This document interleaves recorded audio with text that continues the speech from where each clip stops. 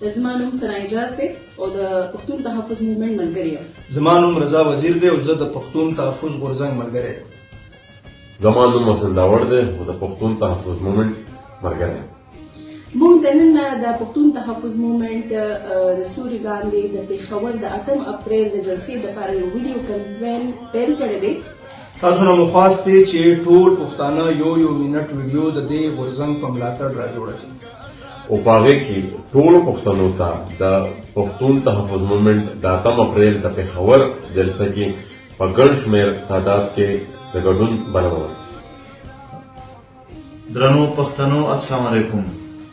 زه منظور پښتون تاسو ټولو ته دا خواست کوم چې د خپل ژوند د خپلې خاورې د امن په خاطر د 8 اپریل 2018 پېښور جلسه کښې ټول سره د خپلو کوربالو ګډون وکړي. ډېره مننه.